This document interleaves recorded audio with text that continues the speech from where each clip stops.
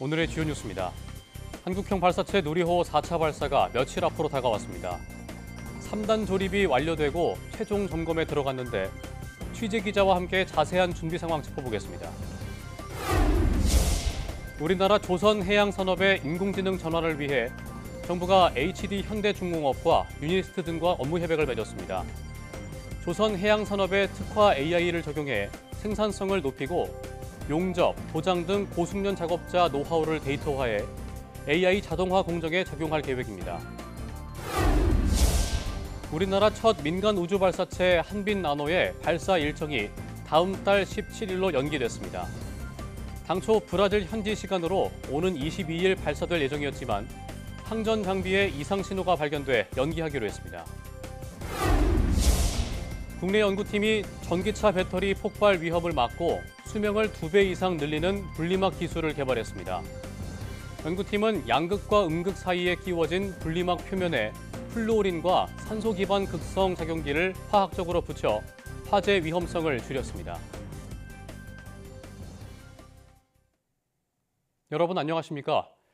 오전 11시 사이언스 투데이 방송 도중 기술적인 문제로 방송 송출이 원활하지 못했습니다. 시청자 여러분의 양해를 부탁드립니다. 한국형 발사체 누리호 4차 발사가 이제 일주일도 채 남지 않았습니다. 현재 1, 2, 3단 조립이 모두 완료되고 최종 점검에 들어갔는데요. 2년 반 만에 이루어지는 이번 발사는 어떤 점이 다른지 장하영 기자가 보도합니다. 기체 조립까지 마친 누리호. 발사를 일주일 앞두고 최종 점검에 들어갔습니다. 2년 반이라는 공백을 뚫고 네 번째 도전에 나섭니다.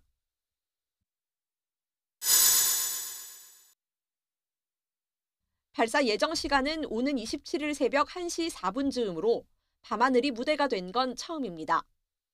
야간 발사를 하는 이유는 주 탑재 위성인 차세대 중형 위성 3호의 임무가 오로라 관측이라 태양빛에 민감하기 때문입니다. 위성이 적도를 통과하는 순간 그 지역의 태양 시각이 오후 12시 40분이 되도록 궤도를 설정하고 이걸 역산하면 새벽 1시라는 발사 시각이 나옵니다.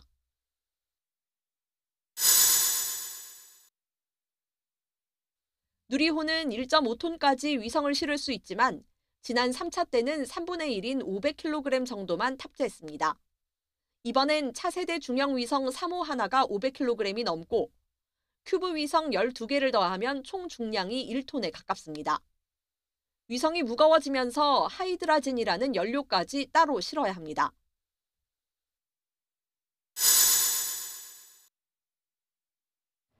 이번 발사는 처음으로 정부가 아닌 민간 기업 한화 에어로스페이스가 주도합니다.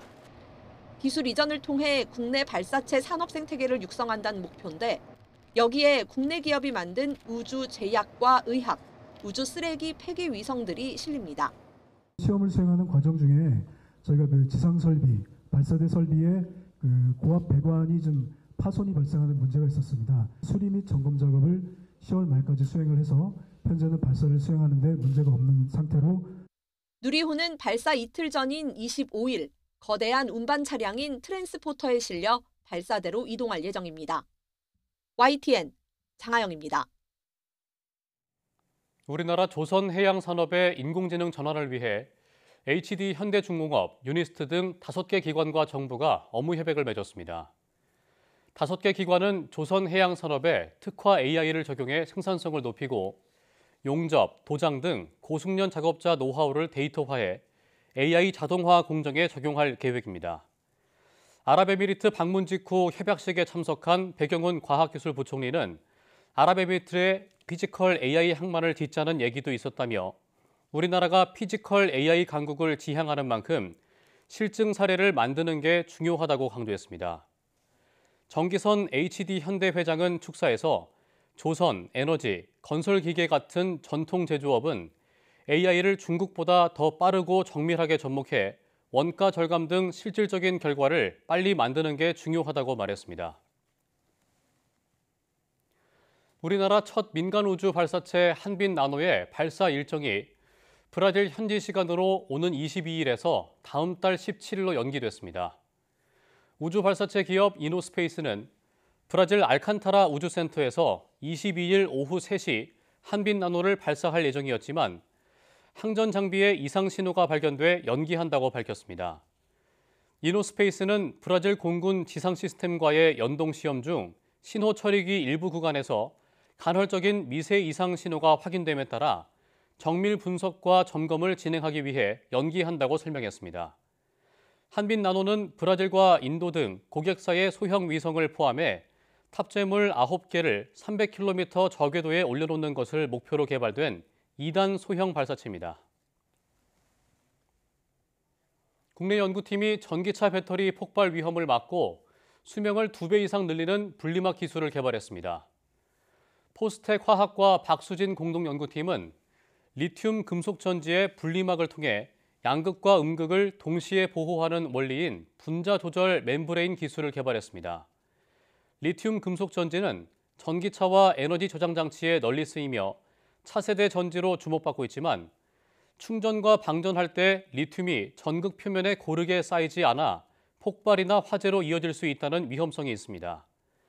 연구팀은 양극과 음극 사이에 끼워진 분리막 표면에 플루오린과 산소 기반 극성 작용기를 화학적으로 붙여 전극 경계면에서 일어나는 반응을 조절할 수 있도록 설계했습니다.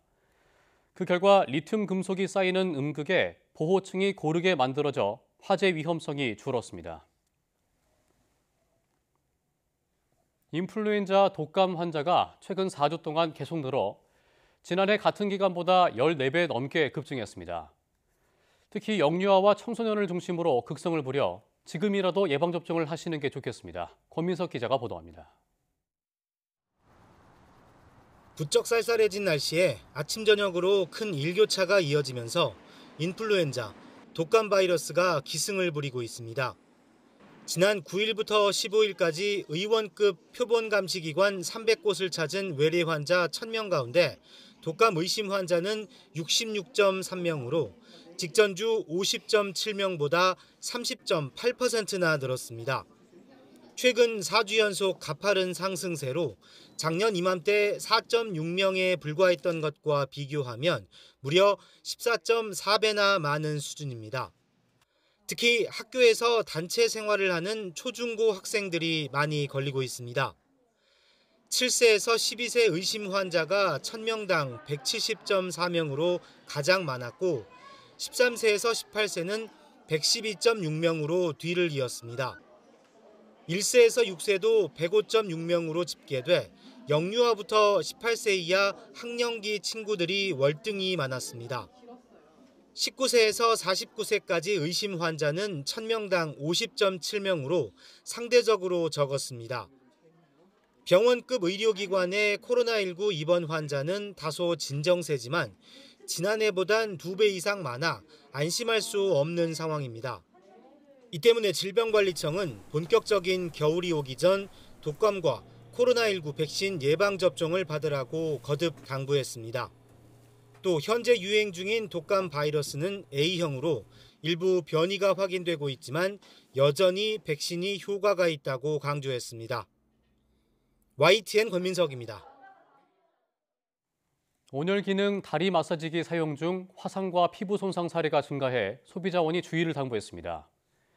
한국소비자원은 최근 3년 동안 다리와 발 마사지기 관련 피해 정보가 총 205건 접수됐으며 이 가운데 절반이 넘는 113건이 화상이었고 44건은 피부 손상 사례라고 밝혔습니다.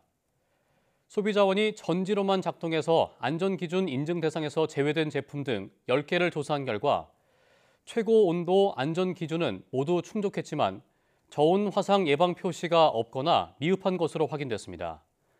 저온 화상은 화상을 유발하는 온도보다 낮은 40도 이상의 온도에 장시간 노출되면 발생하는 화상을 뜻합니다. 최근 쿠팡 고객 수천 명의 개인정보가 무단으로 조회돼 노출되는 사고가 났습니다. 쿠팡은 고객 4,500명의 이름과 이메일 주소, 배송지 주소로 최근 주문 5건 등 개인정보가 무단으로 조회된 사실을 확인했다고 밝혔습니다. 다만 결제 정보 등에 대한 접근은 없는 것으로 파악됐다고 설명했습니다. 쿠팡은 고객 정보를 조회했던 접근 경로를 차단했고 지금까지 조회된 정보를 이용한 사례는 확인되지 않았다고 덧붙였습니다. 쿠팡은 개인정보보호위원회와 과학기술정보통신부, 한국인터넷진흥원에 개인정보 노출 사고를 신고했다고 밝혔습니다. SK텔레콤이 개인정보가 유출된 가입자 1인당 30만 원을 배상하라는 개인정보보호위원회의 조정안을 받아들이지 않기로 했습니다. SK텔레콤은 지난 5일 통보받은 개보위 분쟁조정위원회 결정문을 대해 불수락 의사를 담은 서류를 제출했다고 밝혔습니다. SK텔레콤은 조정위원회의 결정을 존중하나 사고 이후 회사가 취한 선제적 보상과 재발 방지 조치가 조정안에 충분히 반영되지 않았다고 이유를 설명했습니다. 그러면서 앞으로 고객 신뢰 회복과 추가 피해 예방을 위한 조치는 계속 이어갈 것이라고 말했습니다. SK텔레콤이 조정안을 수용했다면 지급할 배상액만 최대 7조 원에 달할 것이라는 전망이 조정안을 수용하지 않은 가장 큰 이유인 것으로 분석됩니다.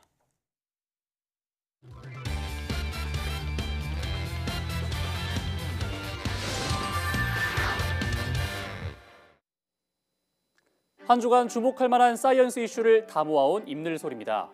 한국형 발사체 누리호 4차 발사가 일주일도 채 남지 않았습니다. 현재 전남구흥 나로우주센터에서는 성공적인 발사를 위해 총력을 다하고 있는데요. 지난 2021년 10월 처음 발사된 이후 2022년 6월 2차 발사, 2023년 5월에 3차 발사를 진행한 누리호.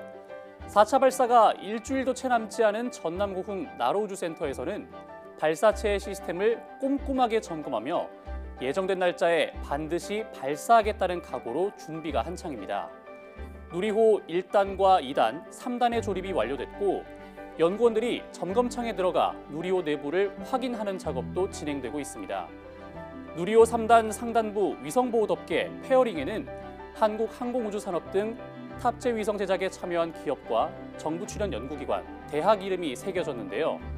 특히 오는 27일에 진행되는 이번 4차 발사는 우리나라 역사상 첫 야간 발사라는 점에서 더 주목됩니다. 이번 야간 발사는 차세대 중형위성 3호의 임무가 핵심입니다.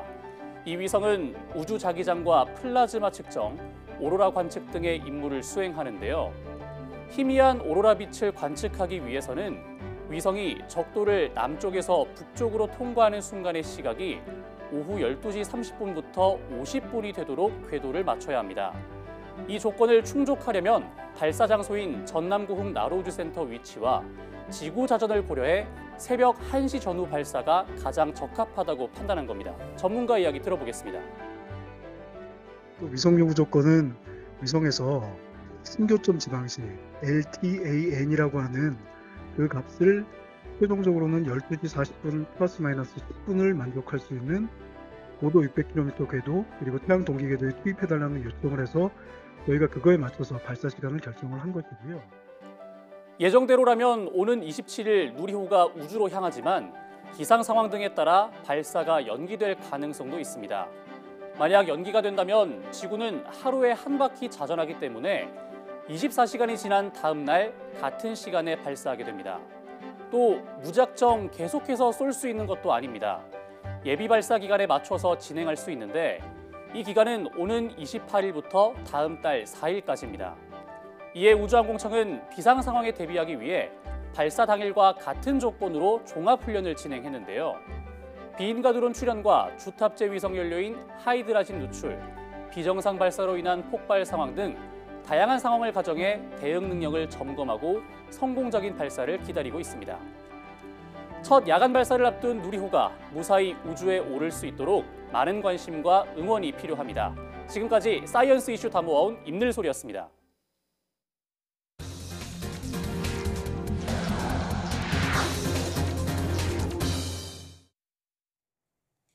미국에서 팔린 인공지능 AI 탑재 고민형이 어린이들에게 노골적인 성적 대화를 한 것으로 드러나 판매가 전면 중단됐습니다. CNN 방송은 싱가포르 장난감 업체인 폴로토이가 문제가 된 AI 고민형 쿠마를 모두 회수하기로 했다고 보도했습니다. 업체 대표인 레리 왕은 부적절한 콘텐츠 관련 내부 감사를 진행 중이라며 고민형은 물론 모든 AI 장난감을 전량 회수했다고 밝혔습니다. 고민형 쿠마는 오픈 AI의 GPT-4를 탑재한 스피커가 달린 제품으로 미국에서 $99, 우리 돈 14만 원에 팔렸습니다.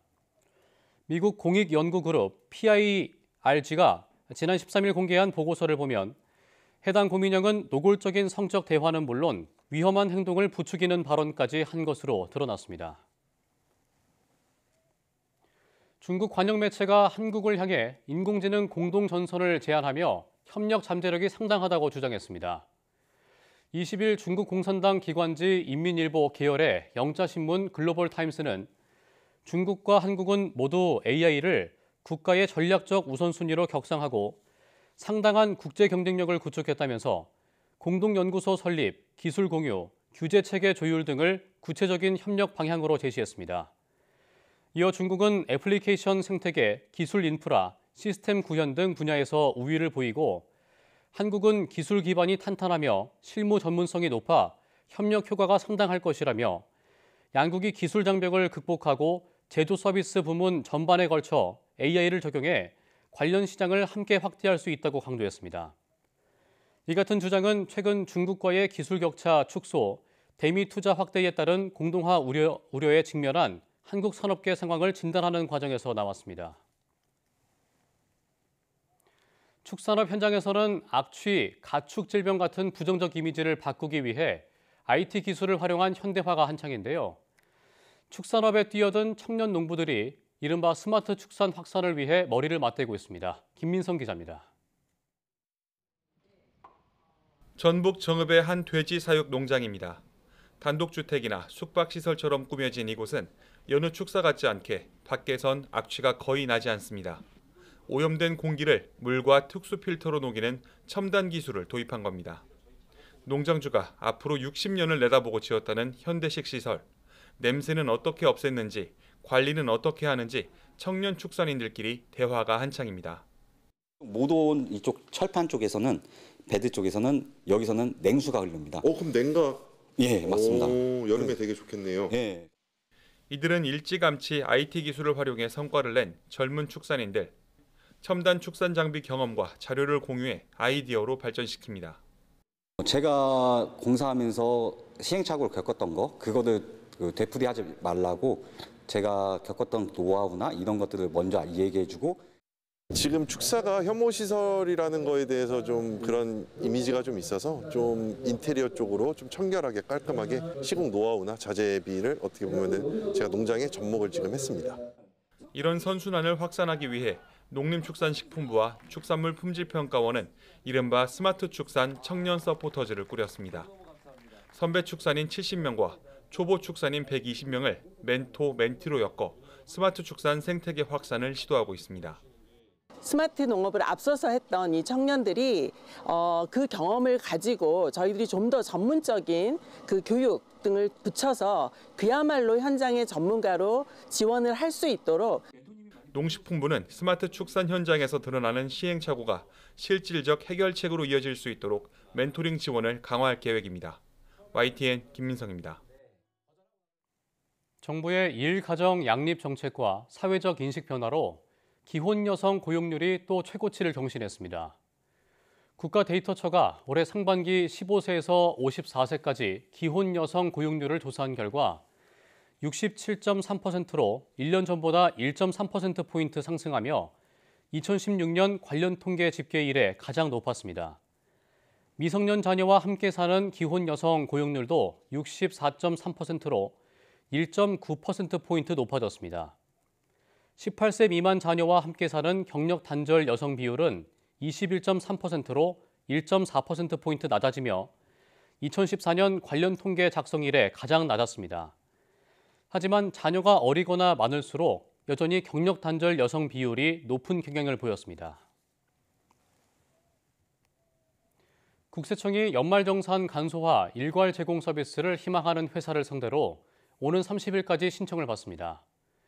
국세청의 이 서비스를 이용하면 근로자는 공제 자료를 회사 연말정산 시스템에 개별적으로 올릴 필요가 없고 회사는 자료 수집에 걸리는 시간을 절감할 수 있습니다. 회사가 근로자 명단을 오는 30일까지 홈택스에 등록하면 신청이 완료됩니다. 국세청의 연말정산 간소화 일괄 제공 서비스는 지난해 7만 7천 개 회사에 270만 근로자가 이용한 것으로 집계됐습니다. 기존 공인금융인증과 간편인증만 가능했던 데서 올해는 휴대전화 문자인증 방식이 추가됐습니다. 전남 신안 여객선 좌초 사고의 원인 조사가 속도를 내고 있습니다. 해경이 여객선 1등 항해사가 사고 당시 휴대전화를 봤다는 진술을 확보했습니다. 해경은 1등 항해사와 인도네시아 국적 조타수를 중과실치상 혐의로 긴급 체포하고 원인을 조사하고 있습니다. 임형준 기자가 보도합니다. 여객선 뱃머리가 무인도를 들이받은 채 섬 위에 올라타 있습니다. 승객과 선원 260여 명과 차량 110여 대를 태운 채 좌초한 퀸 제누비아 2호입니다. 제주에서 목포로 가던 길에 사고가 난 겁니다. 2만 6천 톤급 대형 여객선으로 해당 항로를 하루 2차례 오갑니다. 사고 지점은 평소 경로에서 180m가량 벗어난 곳. 현재로서는 선장 또는 항해사의 과실로 판단하고 있습니다. 항해 관계자의 부주의로 사고가 났을 가능성이 제기되는 가운데 해경은 사고 당시 휴대전화를 봤다는 1등 항해사 진술을 확보했습니다. 당시 선박 조종은 1등 항해사가 맡았는데 수동으로 운항해야 하는 구간에서 자동 항법 장치의 조종을 맡긴 채 휴대전화를 봤다는 겁니다. 이 과정에서 1등 항해사가 선박 결함을 주장했다가 돌연 포털뉴스를 봤다고 진술을 바꾼 사실도 드러났습니다. 자동 조타가 안 되는 구간인데 이 일항사나 인도네시아 조타수가 무슨 이유로 이거를 수동으로 바꾸지 않았는지. 사고 원인 규명의 핵심은 배가 나아갈 방향을 바꾸는 변침을 언제 했는지가 될 것으로 보입니다. 좁은 해역에서 변침이 늦어지면 배가 항로에서 벗어날 수 있기 때문입니다. 해경은 CCTV 등을 토대로 정상적이지 않은 항로로 항해한 경위를 파악하고 있습니다. 또 중과실치상 혐의로 1등 항해사와 인도네시아 국적 조타수를 긴급 체포하고 선장을 입건했습니다. 해경이 1등 항해사의 부주의가 있었다는 진술과 항해 관계자들의 신병을 확보한 만큼 사고 원인 조사엔 더욱 속도가 붙을 전망입니다. YTN 임영준입니다. 사고 해역은 지난해에만 해양사고 46건이 발생했던 지역인 것으로 확인됐습니다. 작은 섬이 많아 수동 조타로 이동해야 하는 구간에서 자동 항법으로 빠져나오다가 사고가 난 건데 관제센터가 여객선의 항로 이탈도 확인하지 못한 것으로 파악됐습니다. 김기수 기자입니다. 제주발 목포행 여객선이 좌초된 해역은 전남 진도와 장산도 사이에 있는 목포항 진입수로입니다. 크고 작은 섬들이 곳곳에 분포된 협수로 가운데 하나입니다. 특히 이 목포항 진입수로는 지난해만 46건, 최근 5년 사이엔 197건의 해양사고가 발생했던 곳으로 파악됐습니다. 다만 좌초된 경우는 6건으로 해양사고 가운데 비중은 낮은 편입니다. 매일 2차례 여객선이 이동하는 곳으로 운항이 잦은 해역에서 섬에 좌초된 사고는 이례적입니다. 섬이 많고 연안 여객선들의 항로가 빼곡한 목포항 진입수로의 특성상 여객선이 자동 항법 장치를 끄고 수동으로 통과해야 하는 장소지만 위험성이 높은 곳에서 자동 항법 장치로 운항하다 사고가 난 겁니다. 사고 위치가 지금 아주 협수로고 또 그 족도라는 위치가 있는데 거기에서 이렇게 가서 이렇게 꺾어야 되는 부분이 있습니다. 배가 이렇게 꺾어야 되는 부분인데 그 부분에서 또 사고 여객선이 목포 해역으로 들어온 것까진 VTS, 즉 해경 관제센터가 확인했지만 사고 해역을 담당하던 관제사가 여객선이 항로를 이탈한 부분까진 파악하지 못했습니다. 그 업무에 대해 잘했다고는 미흡한 점이 없잖아 좀 있는 것 같습니다. 그 부분은 실제 수사 과정에서 어떤 관제 측면에서 잘못이 있다 하면은 조사가 이루어질 거라고 생각이 됩니다. 결국 위험 해역을 통과하는 과정에서 조타를 수동으로 전환도 하지 않은 데다 관제센터 역시 항로 이탈을 확인하지 못하면서 사고로 이어진 것으로 보입니다. YTN 김기수입니다.